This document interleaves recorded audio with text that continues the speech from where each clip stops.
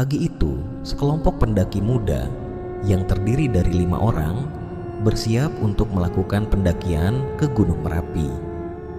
Mereka adalah sekelompok petualang yang tergabung dalam komunitas pendaki Gunung Sunyi, sebuah grup yang terkenal dengan keberanian mereka menjelajahi jalur-jalur gunung yang jarang dilalui orang.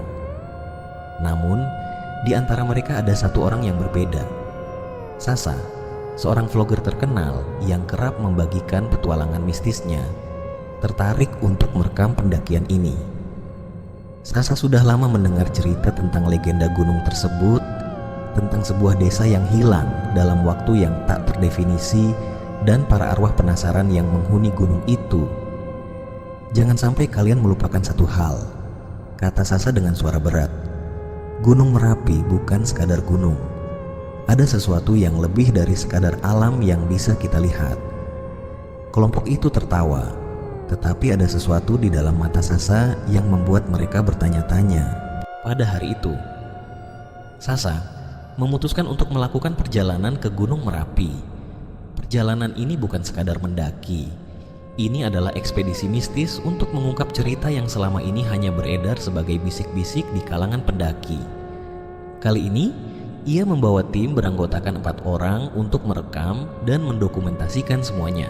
Anggota tim ekspedisi itu terdiri dari Reno, kameramen andalan Sasa. Reno dikenal memiliki kemampuan mengambil gambar dalam kondisi ekstrim. Namun, ia memiliki satu kelemahan, tidak terlalu suka cerita horor. Meski begitu, ia tetap bergabung karena ingin membuktikan bahwa segala hal mistis hanya mitos belaka. Koko adalah kru yang bertugas mengelola logistik dan perlengkapan.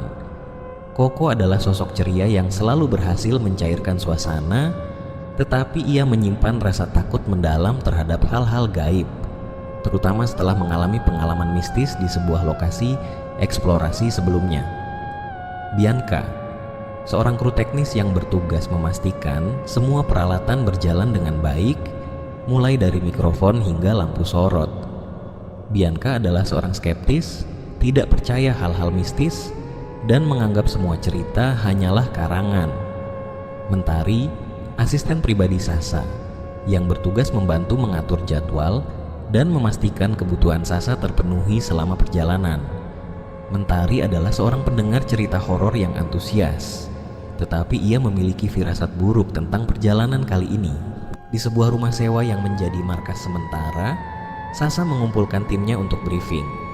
Di meja, tergelar peta rute pendakian, daftar peralatan, dan catatan tentang berbagai kejadian mistis yang pernah dilaporkan di Gunung Merapi. "Baik, semuanya. Perjalanan ini bukan hanya untuk mendokumentasikan alam, tapi juga untuk mencari tahu kebenaran di balik cerita-cerita mistis ini," kata Sasa sambil menunjuk peta. "Ada jalur pendakian biasa, tapi kita akan melewati jalur yang lebih jarang digunakan. Kata penduduk lokal, jalur itu menuju sebuah area yang dikenal dengan sebutan Dusun Hilang." Mentari terlihat menggigit bibirnya, ragu. "Sasa, apa kita tidak bisa pakai jalur biasa saja? Jalur ini terlalu berisiko."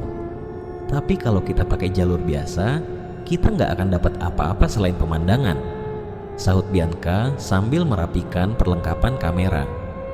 Sasa melanjutkan, "Reno, pastikan semua baterai kamera terisi penuh. Koko, cek ulang logistik dan survival kit. Bianca, kamu urus mikrofon lapangan. Mentari, kamu bantu aku koordinasi dengan pemandu lokal nanti. Semua sudah siap?"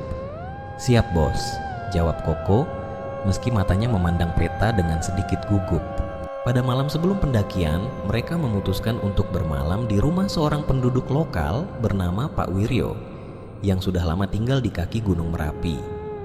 Pak Wiryo terkenal sebagai pemandu yang memahami seluk-beluk jalur mistis gunung ini. "Pak Wiryo, kami mau ke jalur Dusun Hilang. Apa benar ada sesuatu di sana?" tanya Sasa sambil merekam percakapan untuk dokumentasi. Pak Wiryo menarik napas panjang. "Kalian harus berhati-hati.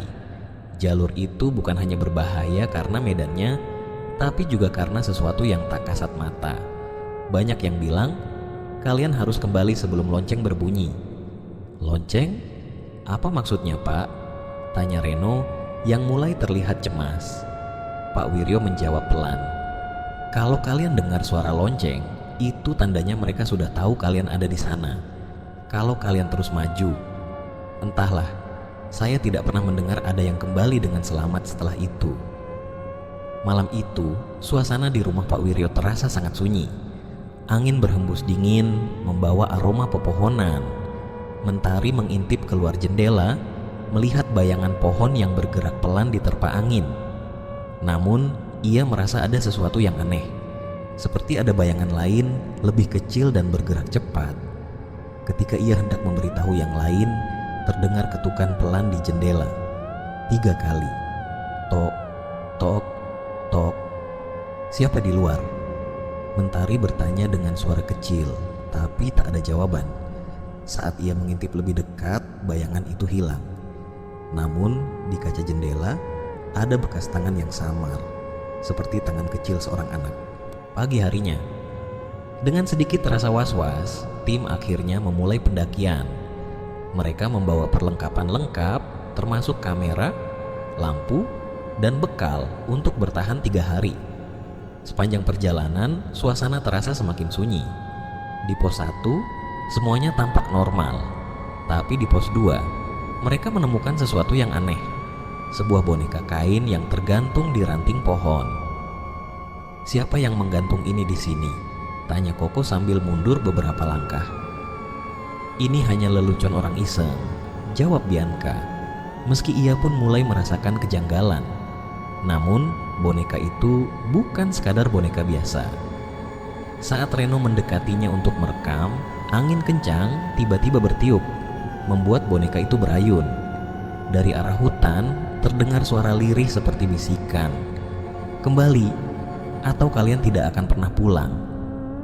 Sasa memutuskan untuk melanjutkan perjalanan, meski wajah semua anggota tim mulai menunjukkan rasa takut. Di depan mereka, kabut mulai turun dan jalur menuju dusun hilang semakin terasa mencekam. Tim Sasa terus melangkah ke depan meski kabut semakin tebal, menutupi hampir seluruh pandangan mereka. Di tengah perjalanan, saat mereka hampir sampai di daerah yang disebut dusun hilang, tiba-tiba mereka mendengar langkah-langkah berat di belakang mereka. Saat mereka menoleh, mereka melihat sebuah tim pendaki lain yang tampak lelah dan tergesa-gesa. "Hei, kalian juga mau menuju dusun hilang?" tanya Sasa, mencoba memecah keheningan yang menggelayuti kelompoknya. Pendaki itu mengenakan jaket tebal dan terlihat terburu-buru. Di antara mereka, seorang pria yang lebih tua dengan wajah cemas melangkah maju. "Kami baru saja turun dari atas," kata pria itu dengan suara parau. "Ada kecelakaan di jalur atas. Ada 5 pendaki yang terjebak dan 2 diantaranya hilang. 2 lainnya ditemukan meninggal dunia dan 1 lagi seorang perempuan dalam keadaan kritis." Tim Sasa terdiam sesaat mendengarkan dengan seksama. Reno segera mengarahkan kameranya, berharap bisa mendapatkan dokumentasi penting. Koko yang biasanya ceria terlihat gelisah, matanya tidak lepas dari pria itu. "Kalian sudah melapor ke tim penyelamat?" tanya Koko, mencoba tetap tenang. Pria itu tak menjawab dan berlalu pergi begitu saja. Bianca, yang sejak awal tak terlalu percaya pada hal-hal mistis, menyelipkan komentar dengan nada skeptis, "Itu kecelakaan biasa. Pasti ada penjelasan logisnya. Tapi kalian sebaiknya berhati-hati. Kabarnya jalur itu memang berbahaya." Namun, meskipun ada kecemasan yang jelas tergambar di wajah tim pendaki yang baru bertemu ini, Sasa tampaknya tidak terlalu terpengaruh. Ia tahu bahwa tim penyelamat sudah dikerahkan dan mereka hanya memiliki waktu terbatas untuk mencapai dusun hilang. Baginya, ini adalah kesempatan untuk menemukan kebenaran tentang tempat yang selama ini menjadi bagian dari legenda mistis.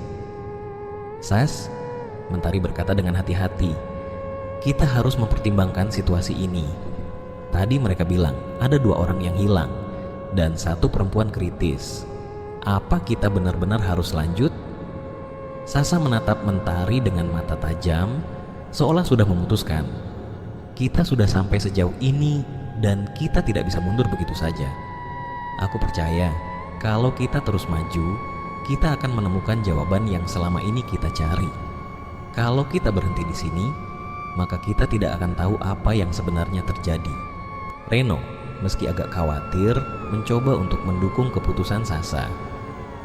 Kita sudah mempersiapkan semuanya.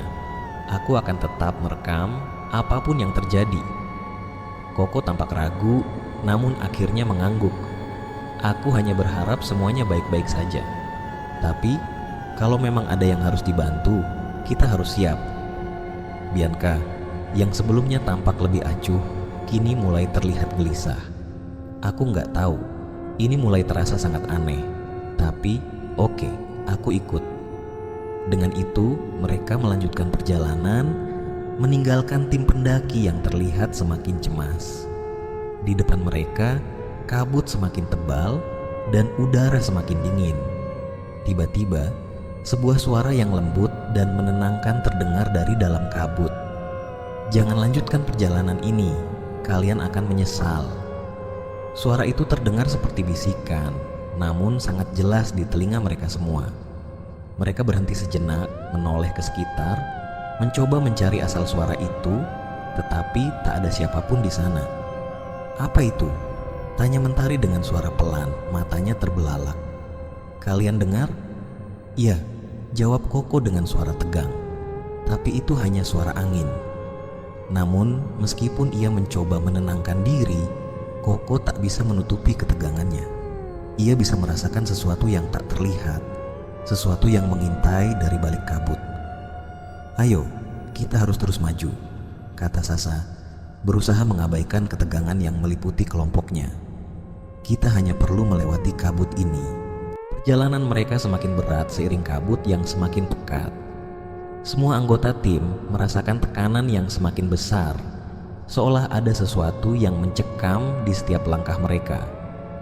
Tanah yang mereka pijak terasa licin, dan suara-suara aneh mulai terdengar, seperti langkah kaki di balik kabut tebal. Namun mereka tetap berjalan, tidak ingin terganggu oleh ketakutan yang menghantui. Ketika akhirnya mereka mencapai area yang lebih terbuka, mereka bisa melihat beberapa bangunan yang sebagian besar sudah runtuh. Mereka sampai di Dusun Hilang, sebuah tempat yang terlihat seperti dunia lain, sebuah desa yang terlupakan. Seperti yang dikatakan penduduk setempat, desa ini tampaknya tidak pernah benar-benar ada dalam waktu yang sesungguhnya. Bangunan-bangunan yang ada di sini sudah rusak, dengan jendela-jendela pecah dan pintu-pintu yang terbuka lebar, seolah menunggu kedatangan mereka. Di tengah desa, mereka melihat sesuatu yang mengerikan.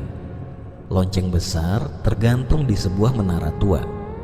Lonceng itu terlihat sangat tua, dan ada bekas seperti jari-jari yang tercetak di permukaannya, meskipun tidak ada angin yang cukup kencang untuk menggerakkan lonceng tersebut. Namun, suara itu mulai terdengar, pelan-pelan semakin keras. Ting, ting, ting. Lonceng itu berdentang pelan dan kemudian semakin keras. Sasa merasa tubuhnya seperti dibekukan, tetapi ia melangkah maju, merasa bahwa mereka akhirnya menemukan sesuatu yang sangat penting. Namun, ketika mereka mendekat, sebuah bayangan putih muncul dari balik kabut tebal. Bayangan itu tampak melayang, bergerak cepat menuju mereka. Itu adalah sosok perempuan berambut panjang, berbaju putih atau kuntilanak. Wajahnya kosong dengan mata yang mengerikan, mulut yang menganga lebar. "Jangan lanjutkan," suara itu terdengar sekali lagi. Kali ini lebih keras dan lebih jelas, seperti berasal dari semua arah. Koko terjatuh ke tanah, panik. Kita harus pergi. Sekarang juga." Namun, Sasa tetap maju, langkahnya mantap. Bahkan saat bayangan-bayangan lain mulai muncul di sekitar mereka, mengelilingi mereka, seolah tidak ada jalan mundur lagi. Hari semakin gelap dan kabut yang menyelimuti Dusun Hilang semakin tebal. Udara terasa semakin dingin, seolah-olah waktu berhenti di tempat ini. Sasa dan timnya berdiri di tengah-tengah desa yang sunyi, dengan lonceng besar yang menggantung di menara tua. berdenting pelan namun semakin keras seiring berjalannya waktu. Denting lonceng itu mengalun seperti pertanda sesuatu yang mengancam mendekat. Mentari yang sejak awal merasa ada yang salah, kini tampak semakin gelisah. "Sasa, ingat apa yang dikatakan Pak Wiryo. Kita harus kembali sebelum lonceng itu berbunyi lagi. Kalau tidak, kita akan terjebak di sini selamanya." Suaranya gemetar dan dia memegang erat lengan Sasa, berusaha membujuknya untuk mundur. Sasa menatap lonceng itu dengan mata yang tak bisa teralihkan, seolah sesuatu mengikatnya di sana. "Kita sudah sampai sejauh ini, Mentari. Kita harus melihat semuanya, menemukan apa yang terjadi di sini." Namun, Mentari terus merasakan firasat buruk yang semakin menguat. "Sasa, tolong. Itu bukan hanya suara lonceng. Ini pertanda bahwa kita harus pergi. Kita harus segera keluar dari sini." Dari kabut yang pekat muncul berbagai wujud yang mengerikan, bayangan yang terdistorsi dan tidak bisa dijelaskan dengan kata-kata. Ada sosok-sosok tinggi dengan wajah yang mengerikan. Tubuh mereka terbuat dari asap kelabu dan bayangan hitam yang bergerak tanpa suara. Ada pula makhluk berbentuk manusia, namun wajahnya seperti bercampur dengan wajah binatang, dengan mata yang berkilat tajam. Di sisi lain, ada sosok seorang wanita berpakaian putih, namun tubuhnya melayang di udara, dengan rambut panjang yang terurai dan matanya kosong, tak bernyawa. Wajahnya penuh dengan kemarahan dan penderitaan yang tak terucapkan, seolah berteriak tanpa suara. Kemudian, ada yang lebih mengerikan lagi. Makhluk dengan tubuh penuh luka, darah mengucur dari tubuhnya yang terbuka, berjalan perlahan-lahan menuju mereka. "Ah, tidak, tidak. Apa ini? Apa yang terjadi?" Bianca mundur cepat, terjatuh ke tanah dalam kepanikan.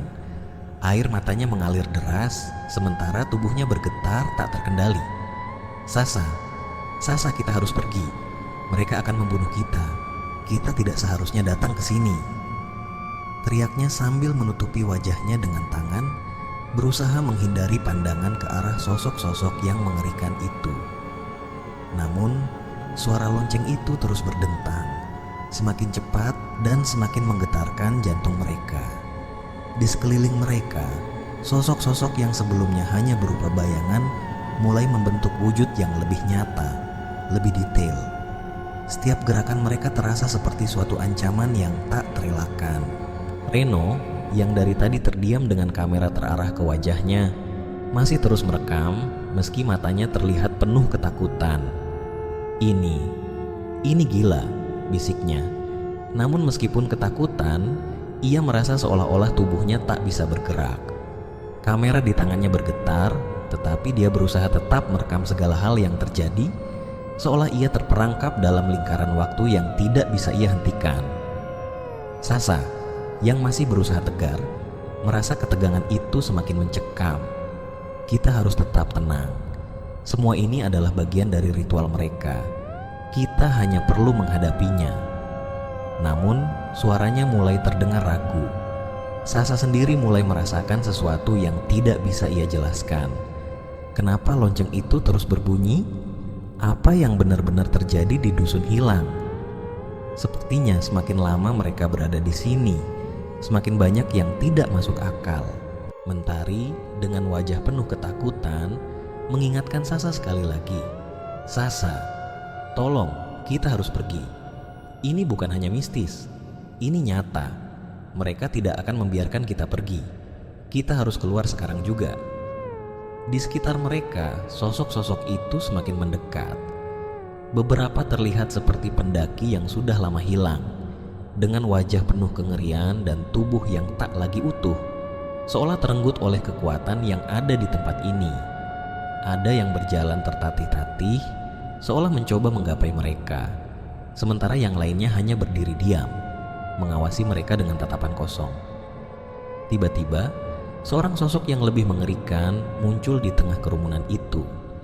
Sosok tinggi dengan wajah yang tidak bisa dikenali, bukan wajah manusia, melainkan wajah yang terdistorsi, penuh dengan mulut yang terbuka lebar, siap menelan siapa saja yang berani mendekat.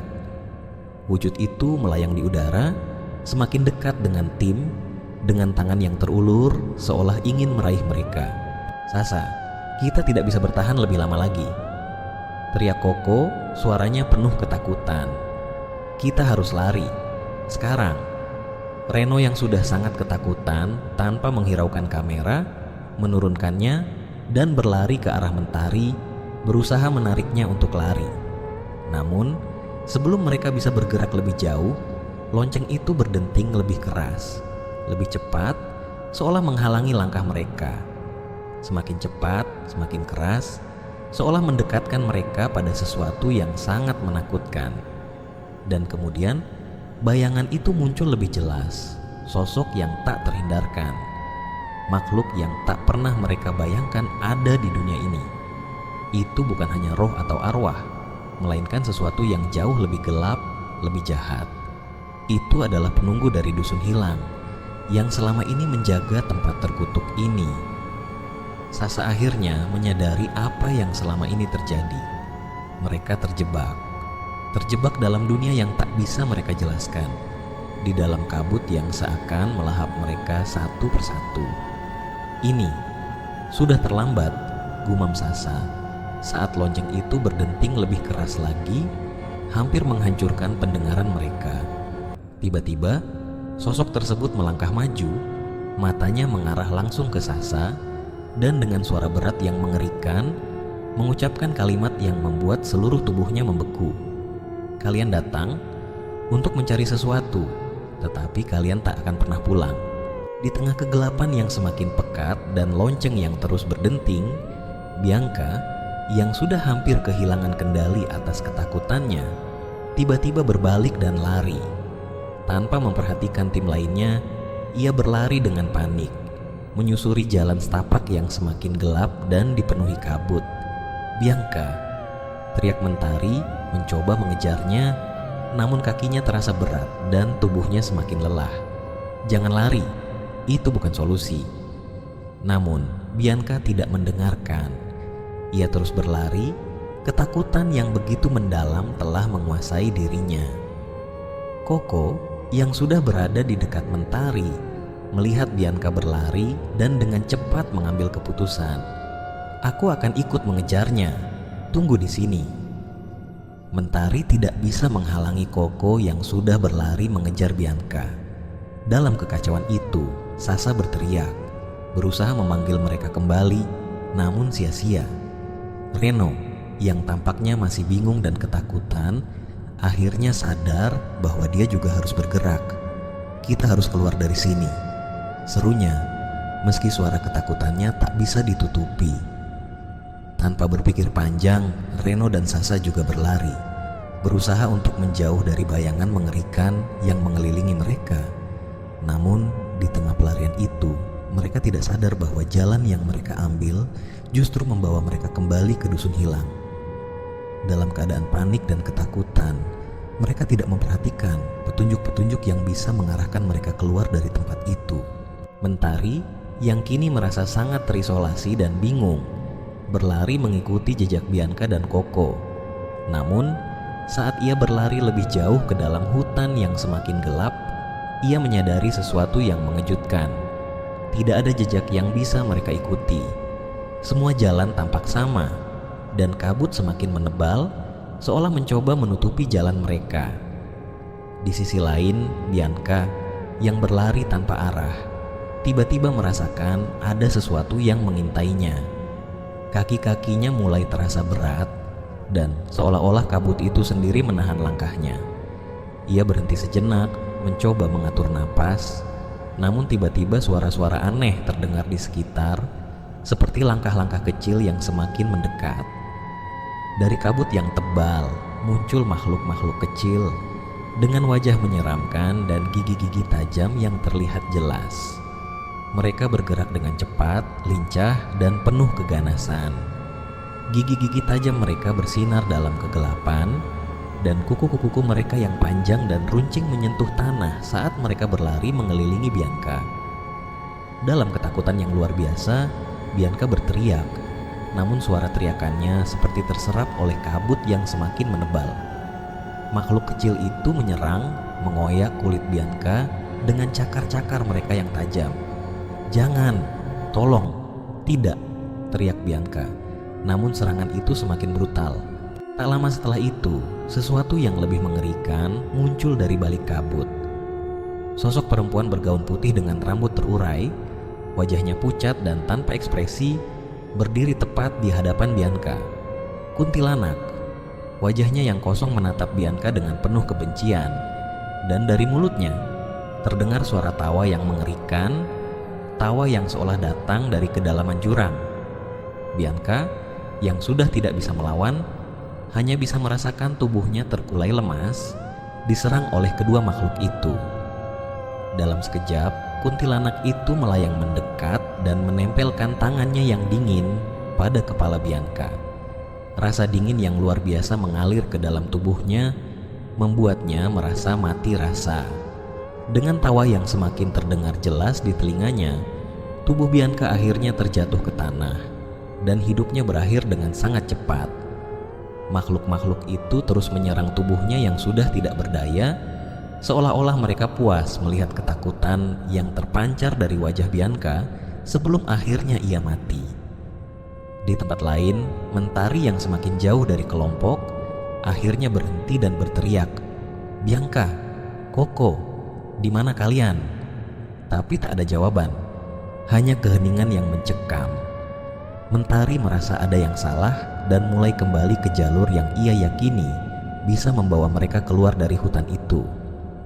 Namun, seperti yang terjadi pada yang lain, langkahnya justru membawa dia kembali ke dusun hilang, ke tempat yang mereka coba hindari. Saat ia berjalan lebih jauh, Reno dan Sasa juga berlari menuju arah yang sama. Namun mereka tidak tahu apa yang sebenarnya terjadi. Mereka semua kembali ke titik yang sama, terperangkap dalam lingkaran waktu dan ruang yang tak terjelaskan. Seolah-olah mereka tidak bisa keluar dari tempat itu, tidak peduli seberapa keras mereka berlari. "Bianca!" teriak Sasa panik. "Di mana dia?" Namun sebelum mereka sempat melanjutkan pencarian, lonceng itu berbunyi lagi, kali ini lebih keras, seolah menandakan bahwa mereka sudah terlambat untuk menyelamatkan diri. Pada saat yang sama, dari jauh mereka bisa melihat sesuatu yang sangat gelap melayang di antara kabut. Itu bukan hanya satu sosok, tetapi lebih banyak lagi. Semua makhluk itu mulai berkumpul, bergerak menuju mereka. Kuntilanak, makhluk-makhluk kecil, dan sosok-sosok yang sebelumnya mereka lihat mulai mengelilingi mereka. Semua tampaknya siap untuk menyambut mereka dengan takdir yang sama. Di dalam hutan pegunungan yang semakin gelap, Koko masih berlari tanpa henti, terus mencari Bianca. Semakin ia berlari, semakin gelap dan menakutkan suasana sekitar. Kabut yang tebal hampir menutupi seluruh pandangannya, dan setiap langkahnya terasa semakin berat. Namun, ketakutan yang menguasai dirinya tidak menghentikan niatnya untuk menemukan Bianca, yang kini sudah menghilang begitu saja di tengah hutan. "Bianca, Bianca!" teriak Koko, suaranya bergema di antara pepohonan, namun hanya keheningan yang menjawab. Tiba-tiba, sesuatu yang bergerak di balik kabut menarik perhatiannya. Di antara bayangan kabut yang pekat, terlihat sosok yang bergerak perlahan menuju arahnya. Makhluk itu tampak berjalan dengan langkah yang terhuyung-huyung, seperti terinjak-injak oleh masa lalu yang kelam. Wajahnya hancur, darah mengalir dari lubang-lubang di wajahnya yang rusak, menetes ke tanah dengan suara gemericik. Tatapan matanya kosong, namun ada kekuatan gelap yang bisa dirasakan Koko meskipun ia hanya melihat sekilas. Sosok itu menggerakkan kepala dengan gerakan yang kaku mengarah ke Koko. Jantung Koko berdegup kencang, tubuhnya terasa kaku. Tanpa sadar, ia mundur perlahan, semakin jauh dari makhluk itu. Namun, langkahnya tiba-tiba terhenti. Dari balik pohon besar di depannya, muncul sosok lain. Seorang nenek tua, membawa tongkat yang panjang dan terbuat dari kayu yang tampaknya telah berusia ratusan tahun. Wajahnya juga rusak, dengan kulit yang seolah mengelupas, menampilkan daging yang busuk dan bercampur darah kering. Namun, yang paling mengerikan adalah matanya. Matanya putih, kosong, tanpa pupil, dan tampak menembus kegelapan. Sosok itu menatap Koko dengan tatapan yang membuat tulang-tulangnya seakan beku. Ada suara rendah yang terdengar seperti bisikan dari mulut nenek itu, namun tidak ada kata-kata yang bisa dimengerti. Hanya suara mengerikan yang mengalir seperti angin malam.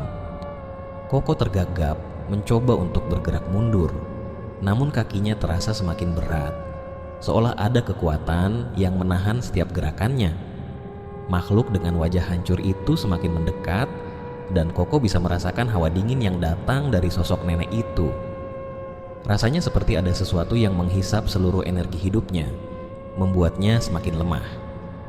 Tanpa pikir panjang, Koko berbalik dan berlari, ingin menjauh dari kedua sosok mengerikan itu. Langkahnya tidak teratur, dipenuhi ketakutan dan kecemasan. Hati Koko berdebar sangat keras, dan keringat dingin mulai membasahi tubuhnya. Namun, saat ia berlari, kabut semakin tebal, dan ia mulai kehilangan arah. Tanpa disadari, jalan yang ia tempuh justru semakin curam dan terjal. Tebing tinggi muncul tiba-tiba di depan matanya, dan ia tidak bisa menghindar. Koko terjatuh ke dalam jurang. Ah!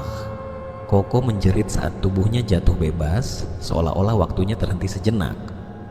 Dalam sekejap, tubuhnya menabrak dahan-dahan pohon yang menjulang di sisi tebing, menahan laju kejatuhannya.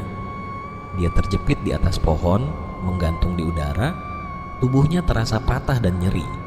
Darah mengalir dari berbagai luka di tubuhnya. Namun, yang lebih mengerikan adalah suara-suara yang datang dari atas. Makhluk dengan wajah hancur itu muncul lagi, kini berdiri di pinggir tebing, menatap Koko yang tergantung. Dengan gerakan lambat dan mengerikan, makhluk itu menunduk, memperhatikan Koko dengan tatapan kosong. Wajahnya yang penuh darah mengering, namun senyum yang sangat menyeramkan muncul di bibirnya. Wajah hancur itu tampak semakin dekat, seolah siap menggapai Koko yang kini terjebak di pohon. Pada saat yang sama, suara tawa yang terdengar tidak manusiawi datang dari belakang Koko. Nenek tua dengan mata putih itu juga sudah ada di sana, berjalan dengan langkah pelan, seolah menikmati penderitaan yang dialami Koko. Tongkat yang ia pegang terangkat tinggi, seolah siap untuk menghantam Koko yang sudah tak berdaya. Koko mencoba berteriak, namun suara itu seperti tersedot dalam keheningan, tidak terdengar oleh siapapun. Rasa sakit yang luar biasa mengalir di tubuhnya, dan ketakutannya semakin menggila. Dia terjebak di antara dua sosok mengerikan, dan rasanya tak ada harapan untuk bisa selamat. Dengan gerakan yang sangat cepat, makhluk dengan wajah hancur mendekat. Gigi-gigi tajam yang menyeringai tampak begitu dekat dengan wajah Koko, dan ia tidak bisa lagi bergerak. Tiba-tiba, tangan kasar dan dingin menempel di tubuhnya, memaksa Koko untuk melepas cengkeraman pohon yang menahannya. Koko terjatuh, tubuhnya jatuh bebas, dan suara dentuman keras terdengar ketika ia menabrak dasar jurang yang dalam. Namun, meskipun tubuh Koko terhenti di bawah pohon, kegelapan yang mengerikan terus mengikutinya. Dalam keheningan malam yang mencekam, tubuhnya tergantung di tebing, mati dengan tak terelakkan. Tak ada seorang pun yang bisa menyelamatkannya. Sosok nenek tua itu dan makhluk dengan wajah hancur menghilang ke dalam kabut yang semakin menebal, meninggalkan hanya keheningan yang menggigit.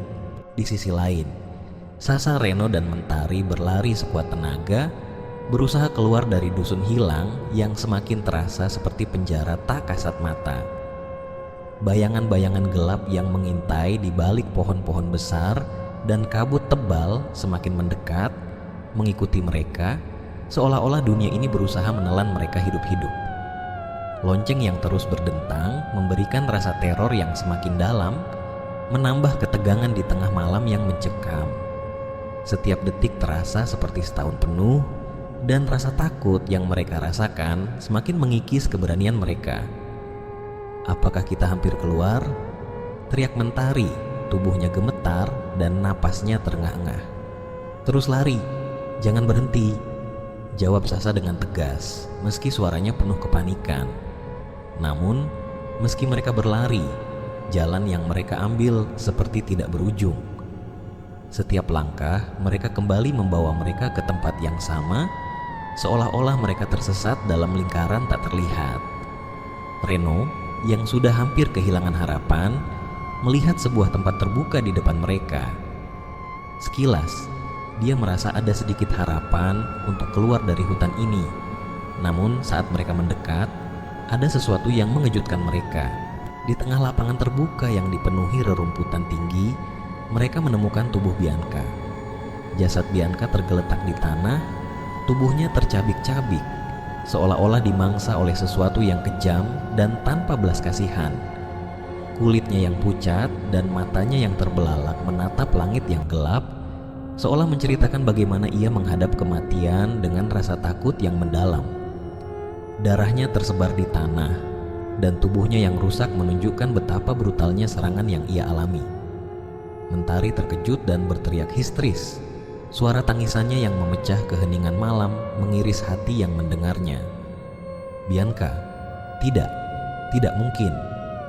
Tangisnya semakin keras, tubuhnya bergetar hebat, dan ia jatuh ke tanah, merangkak mendekati tubuh sahabatnya yang sudah tak bernyawa.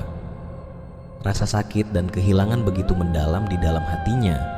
Namun yang lebih membuatnya hancur adalah kenyataan bahwa mereka semua terperangkap dalam situasi ini. Reno yang tak tahan melihat pemandangan itu marah. Rasa frustrasi yang sudah memuncak membuatnya meledak. "Ini semua salahmu, Sasa," teriak Reno, matanya berkilat penuh amarah. "Kenapa kita malah datang ke sini? Kenapa kita harus mencari tahu tentang tempat ini? Ini semua gara-gara ide gila kamu." Sasa terdiam sejenak, wajahnya tampak penuh penyesalan. Namun dia tidak bisa menerima tuduhan itu begitu saja. "Jangan salahi aku, Reno. Kita semua ada di sini bersama. Kita semua memilih untuk datang," jawab Sasa, suaranya penuh emosi. "Dan kamu pikir aku tidak menyesal? Aku juga takut, tapi kita harus tetap bertahan." Pertengkaran itu semakin memanas. Suara mereka saling bersahutan di tengah hutan yang gelap dan mencekam. Mentari yang masih terisak mencoba meredakan mereka. "Sudah, berhenti. Kita tidak bisa bertengkar di sini. Kita harus keluar dari sini," teriak Mentari, meski air matanya tak bisa berhenti mengalir. Namun makhluk-makhluk mengerikan itu tidak memberi mereka kesempatan untuk tenang. Suara langkah-langkah kecil terdengar lagi di sekitar mereka, dan kabut yang semakin tebal membuat pandangan mereka semakin terbatas.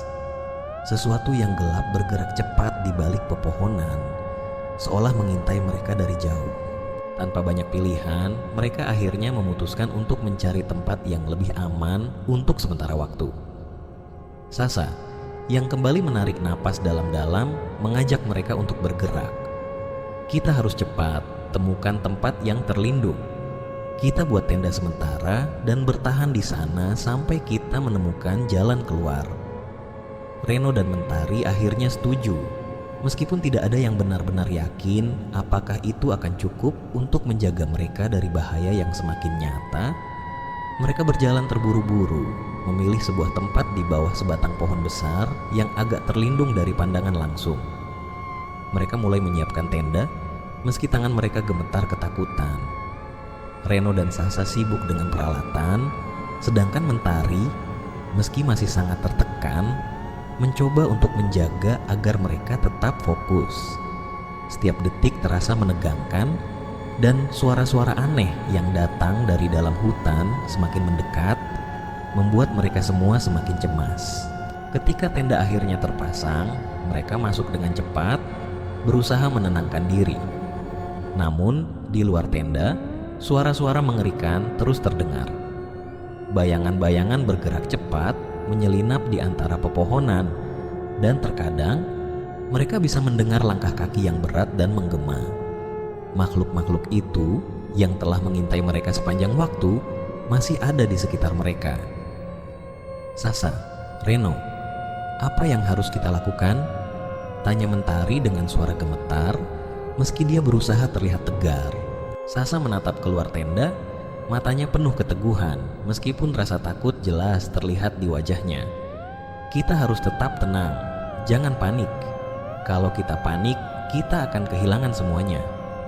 Namun, meski dia mencoba berbicara tegas, suaranya tidak bisa menutupi ketakutan yang menguasainya. Di luar tenda, kabut semakin tebal, dan suara lonceng itu terus berdentang, semakin keras dan semakin dekat, seolah memperingatkan mereka bahwa waktu mereka hampir habis. Makhluk-makhluk yang mengerikan itu pasti sudah semakin mendekat. Malam itu, mereka bertiga terkurung dalam tenda sementara, tidak tahu apa yang akan terjadi selanjutnya. Namun, satu hal yang pasti, mereka tidak bisa bertahan lama di tempat yang semakin terperangkap oleh kegelapan dan teror. Ketakutan mereka semakin nyata, dan mereka harus menemukan jalan keluar. Sebelum semua terlambat, malam semakin larut. Di dalam tenda yang sempit, Sasa, Reno, dan Mentari mencoba untuk merenung, terjebak dalam ketegangan yang tak terkatakan. Mereka berbaring di dalam tenda, masing-masing tenggelam dalam pikirannya sendiri. Kehilangan Bianca masih terlalu berat untuk diterima, dan Koko yang pergi mencari Bianca dengan harapan kini hilang, tak diketahui rimbanya. Reno memikirkan kembali kejadian-kejadian yang mereka alami di hutan itu, teror yang tak terbayangkan, makhluk-makhluk mengerikan, dan tempat ini yang sepertinya tidak ingin mereka tinggalkan hidup-hidup. Namun, pikirannya kembali tertuju pada Koko yang terakhir kali terlihat terjatuh ke dalam jurang.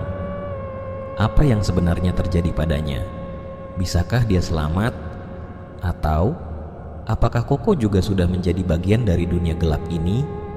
Mentari, meski mencoba untuk tidur, tidak bisa menutup matanya. Rasa takut yang mendalam menghantuinya. Bayangan wajah nenek tua dengan mata putih dan sosok makhluk besar dengan wajah hancur terus muncul dalam pikirannya. Apakah mereka masih aman? Apa yang seharusnya mereka lakukan untuk keluar dari tempat ini? Waktu semakin habis dan lonceng yang terus berdentang seolah menghitung mundur waktu mereka. Tiba-tiba, suara ranting yang patah terdengar dari luar tenda, membuat mereka semua terlonjak. Ada apa itu? Sasa berbisik, matanya terbelalak mencari tahu. Namun suasana di luar tenda sangat sunyi. Suara itu seolah datang begitu tiba-tiba, dan seketika keheningan kembali menguasai malam. Setengah jam berlalu, dan Reno yang tak bisa menahan rasa ingin buang air kecil memutuskan untuk keluar sebentar. Tanpa berkata sepatah kata pun, ia mengendap-endap keluar tenda, berharap dapat kembali dengan cepat. Sasa dan Mentari hanya terdiam, masih terjaga di dalam tenda, sementara Reno melangkah menjauh menuju tempat yang lebih jauh untuk memenuhi kebutuhannya. Namun, saat Reno berada di antara pepohonan di bawah cahaya rembulan, ia merasa ada yang aneh di sekitar. Udara terasa lebih dingin dan tebal, dan kabut mulai menyelimuti setiap inci tanah. Tiba-tiba, di depan matanya, sosok besar, hitam, dengan mata merah menyala muncul dalam sekejap. Mata merah itu menyala seperti bara api yang menyusup ke dalam jiwa Reno. Makhluk itu tampak sangat besar, lebih tinggi dari pohon-pohon di sekitarnya. Tubuhnya hitam pekat, seperti bayangan yang tak terdefinisikan. Reno terkejut, tubuhnya membeku sejenak sebelum instingnya menjerit untuk lari. Namun, sebelum ia sempat bergerak, makhluk itu melesat cepat, menggapai tubuh Reno dengan kuku panjang yang tajam, seperti cakar besi yang bisa merobek kulitnya dalam sekejap. "Ah!" teriak Reno, tubuhnya ditarik dengan kekuatan luar biasa ke dalam kegelapan. Ia berusaha berontak, namun semakin kuat cengkeraman makhluk itu, semakin dalam tubuhnya terseret ke dalam kegelapan yang pekat. Tak ada waktu untuk lari, tak ada waktu untuk menghindar. Dalam sekejap, Reno menghilang, terbawa pergi oleh kekuatan tak terlihat. Di dalam tenda, Sasa dan Mentari mendengar jeritan Reno yang terlontar, namun hanya sejenak. Setelah itu, keheningan kembali menyelimuti. Tidak ada suara apapun. Mentari dan Sasa terkejut, lari keluar dari tenda dengan cepat. "Reno!" teriak Sasa sambil mencari-cari di sekitar. Matanya terburu-buru memindai kegelapan. Namun yang mereka temukan hanyalah jejak kaki yang samar yang tertutup kabut. Reno hilang begitu saja. Mentari mulai menangis, tak tahu harus berkata apa. Dia menghilang. Sasa, dia menghilang begitu saja. Terisaknya. Rasa takut yang semakin mendalam merayap di hati mereka. Tidak mungkin mereka telah kehilangan Reno juga. Dua teman dalam satu malam terlihat seperti sebuah mimpi buruk yang tak ada habisnya. Pagi harinya, ketika cahaya pertama mulai muncul, Sasa dan Mentari akhirnya memutuskan untuk melanjutkan pencarian. Mereka tidak bisa berdiam diri. Reno dan Koko harus ditemukan. Kehilangan mereka berdua sudah cukup membuat hati mereka hancur. Namun mereka tidak bisa menyerah. Mereka harus mencari apapun yang terjadi. Dengan langkah berat, Sasa dan Mentari kembali memasuki kegelapan hutan, berusaha mencari petunjuk dari dua orang yang sudah hilang. Makhluk-makhluk yang mengerikan masih mengintai mereka di balik bayangan kabut, dan udara yang semakin tebal seolah mengingatkan mereka bahwa mereka sudah terperangkap di dunia yang tidak mereka pahami. Saat mereka melangkah lebih jauh ke dalam hutan, mereka mendengar suara lonceng lagi, terdengar sangat keras. Rasanya seperti suara itu datang dari kedalaman hutan yang lebih dalam. Apakah itu tanda bahwa mereka semakin dekat dengan kebenaran, atau justru pertanda bahwa teror yang lebih besar menunggu di depan mereka? Dengan hati yang dipenuhi ketakutan, Sasa dan Mentari tidak bisa mundur lagi. Mereka harus berhadapan dengan kegelapan yang terus menghantui mereka dan menemukan jawaban yang mengerikan tentang dusun hilang. Langkah Sasa dan Mentari terasa berat saat mereka menyusuri jalan setapak yang tampak semakin menyeramkan. Cahaya pagi yang harusnya membawa kelegaan malah terasa muram karena kabut tipis masih menggantung di udara, menciptakan suasana yang tak menyenangkan.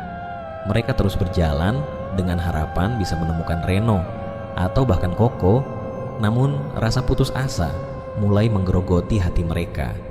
Tiba-tiba suara lemah terdengar dari kejauhan. Tolong aku." Suara itu jelas milik Reno. Sasa dan Mentari berhenti di tempat, saling berpandangan dengan wajah penuh kecemasan. "Itu Reno, dia masih hidup," teriak Mentari dengan nada penuh harapan. Namun Sasa mengangkat tangannya, mencoba menenangkan temannya yang mulai emosional. "Tunggu dulu Mentari, ini aneh." Suaranya seperti terlalu lemah tapi jelas. Sasa merasakan sesuatu yang tidak beres. Namun Mentari sudah tidak bisa berpikir jernih. Dia mulai berjalan cepat menuju sumber suara. "Reno, di mana kamu?" Mentari berteriak sambil mempercepat langkahnya. Namun suara Reno kembali terdengar. Kali ini lebih dekat dan lebih aneh. "Kalian tidak akan keluar dari sini. Kalian akan menjadi bagian dari gunung ini." Suara itu bergema di antara pepohonan, terdengar seperti perpaduan suara Reno dengan sesuatu yang asing, membuat bulu kuduk mereka berdiri. Sasa menarik Mentari dengan kuat. "Jangan, itu bukan Reno," teriaknya. Mentari mulai gemetar, menyadari bahwa sesuatu yang aneh sedang terjadi. Tapi sebelum mereka bisa bereaksi lebih jauh, mereka mendengar suara langkah kaki lain di depan mereka. Dari dalam kabut muncul sekelompok tim penyelamat yang membawa 2 kantong jenazah. Sasa dan Mentari membeku melihat pemandangan itu.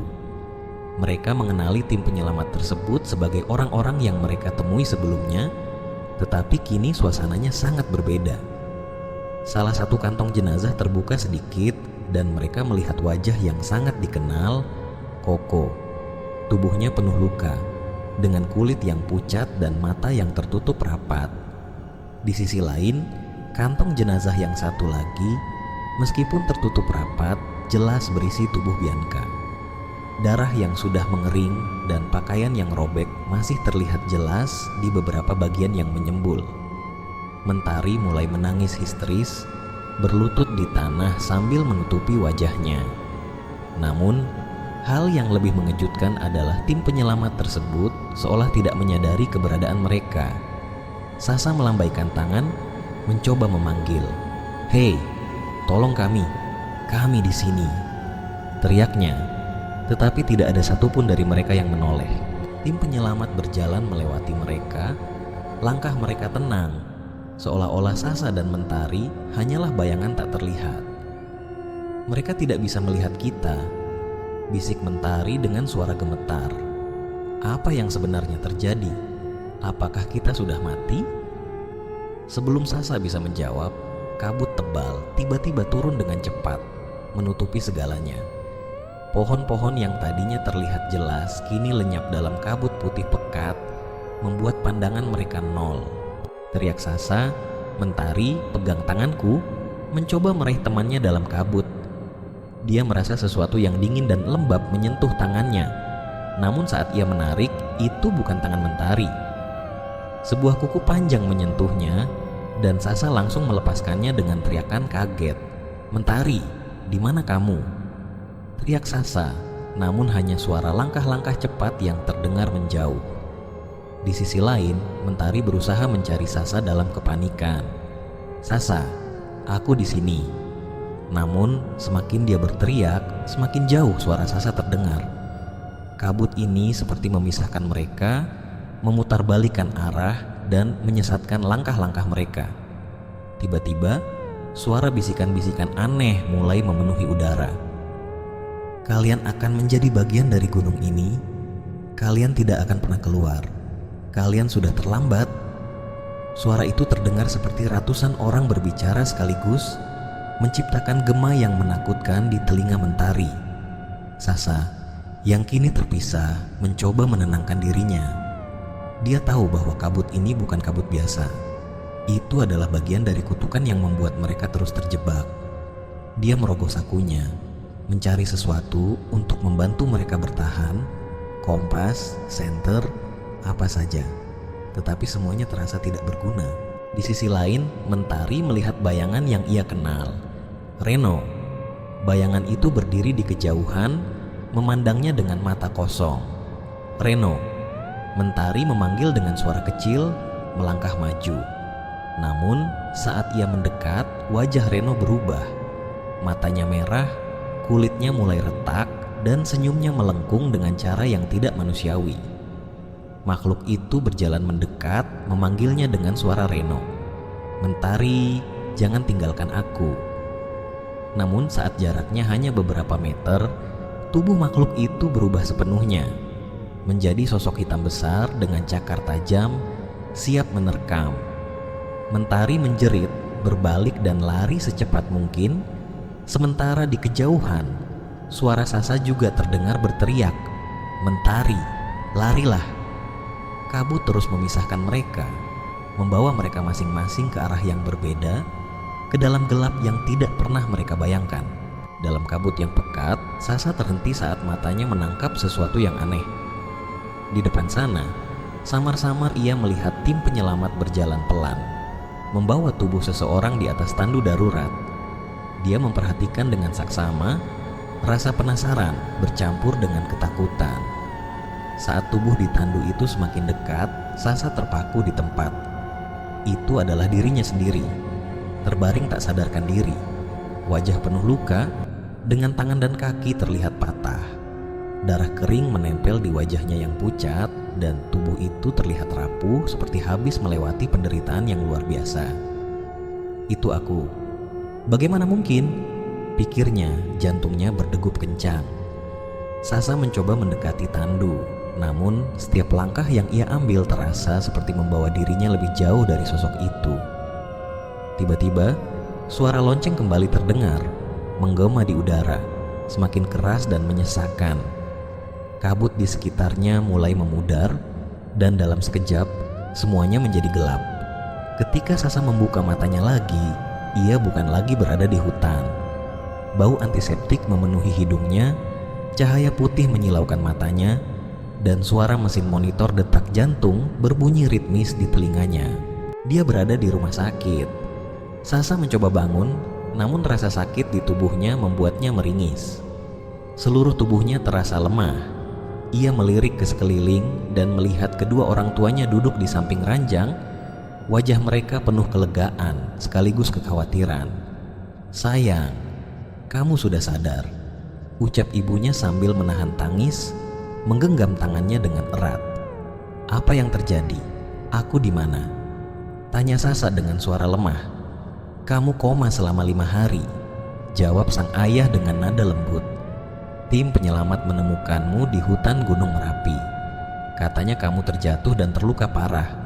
Kami pikir kami kehilangan kamu." Sasa mengerjap, mencoba mencerna apa yang baru saja ia dengar. Koma? 5 hari? Rasanya tidak masuk akal. Semua yang ia alami di hutan, Bianca, Koko, Mentari, Reno, dan makhluk-makhluk mengerikan, semuanya terasa begitu nyata. Tapi kini ia berada di rumah sakit, seolah-olah semua itu hanyalah mimpi buruk. Namun sebelum ia sempat berbicara lebih jauh, perhatian Sasa teralihkan oleh suara berita dari televisi di sudut ruangan.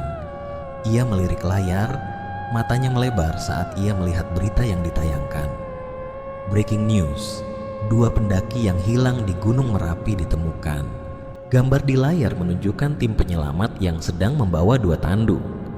Reporter menjelaskan bahwa 2 pendaki, Reno dan Mentari, telah ditemukan. Reno ditemukan dalam keadaan meninggal dunia, sementara Mentari ditemukan dalam kondisi kritis dan kini dirawat di rumah sakit yang sama dengan Sasa. Sasa tercekat. "Reno meninggal?" bisiknya tak percaya. Ia mencoba mengingat apa yang terakhir ia lihat. Suara Reno, teriakan Mentari, kabut, dan makhluk-makhluk itu semua masih tergambar jelas di benaknya. "Iya, sayang. Tim penyelamat mengatakan mereka menemukan Reno dan Mentari tidak jauh dari lokasi di mana kamu ditemukan," jelas ibunya dengan lembut. "Tapi mereka bilang banyak hal aneh di sekitar kalian. Ada cerita bahwa pendaki lain juga pernah mengalami kejadian serupa di tempat itu." Sasa memandang layar televisi, perasaan campur aduk memenuhi dirinya. Di satu sisi, ia bersyukur bisa selamat, tetapi di sisi lain, kenangan mengerikan itu terus menghantuinya. Ketika ia berusaha mengingat detail terakhir sebelum tersadar di rumah sakit, bayangan Reno yang berteriak, Bianca yang terbunuh, dan sosok besar bermata merah terlintas di pikirannya. Semuanya terasa seperti teka-teki yang belum selesai. Namun yang paling mengganggu adalah kata-kata terakhir yang ia dengar di hutan, "Kalian akan menjadi bagian dari gunung ini." Apa arti sebenarnya dari ucapan itu? Apakah ia benar-benar berhasil keluar, atau apakah ini hanyalah awal dari sesuatu yang lebih gelap? Ketika rasa bingungnya semakin memuncak, Sasa mengumpulkan keberanian untuk bertanya kepada ibunya tentang Bianca dan Koko. Ia berharap mereka juga berada di rumah sakit ini, selamat meskipun terluka seperti dirinya. "Ibu," tanya Sasa dengan suara serak, "bagaimana dengan Bianca dan Koko? Apakah mereka baik-baik saja?" Wajah ibunya berubah murung, penuh kesedihan. Dengan suara pelan, ia menjawab, "Sayang, Bianca dan Koko sudah meninggal. Tim penyelamat menemukan mereka 5 hari yang lalu, jauh sebelum kamu ditemukan." Sasa membelalak, tubuhnya terasa seperti membeku. "Apa? Tidak, itu tidak mungkin. Mereka bersama kami. Aku melihat mereka. Kami mencoba bertahan bersama."